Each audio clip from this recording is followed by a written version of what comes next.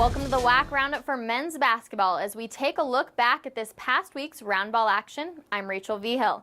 Last year, Grand Canyon and New Mexico State played in the WAC Tournament Championship. On Thursday night, the two teams met in Las Cruces in a game that no one who attended will ever forget. The lead went back and forth all night long, and the Aggies led by 5 with under 2 minutes to go. But back come the Lopes. Damari Milstead with the steal and the bucket to cut the lead to 1. Then it's Milstead getting another steal and another hoop to give GCU a 1-point lead. After a couple of missed free throws, Grand Canyon with a chance to ice the victory. Johnny McCants gets the rebound. Johnny McCants at midcourt for the win. He got it!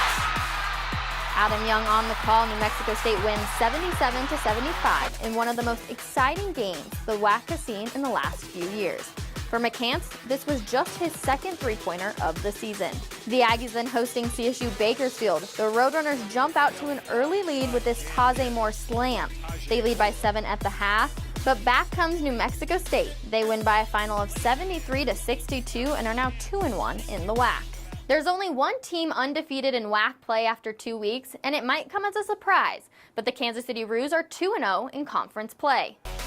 UMKC hosting California Baptist. The Roos cruise in this one, winning 84-68. Brandon McKissick scoring a team-high 17 points.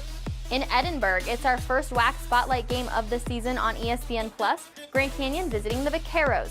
In the second half, UTRGV on the fast break, and Terry Wynn slams it home. The Vaqueros up by 8 with under 5 minutes to go. But back comes GCU. Milstead hits one of his 5 three-pointers to tie the game at 65. Then it's Carlos Johnson from behind the arc. Lopes win a tough one on the road, 69-65. Seattle U and Utah Valley both had high expectations coming into league play, but both teams lost both of their first 2 games. Making Saturday's game in Orem even more important, the Redhawks jump out to a 20-point lead in the first half. But there's a reason that Utah Valley hasn't lost at home in their past 21 games.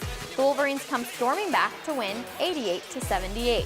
The WAC Player of the Week is UVU's Richard Harward. The sophomore set career highs in nearly every category, including points with 12 and rebounds with 15. In Chicago, the Cougars looking for their first WAC win of the season. Anthony Harris hits the half-court buzzer beater at halftime to tie the game with California Baptist.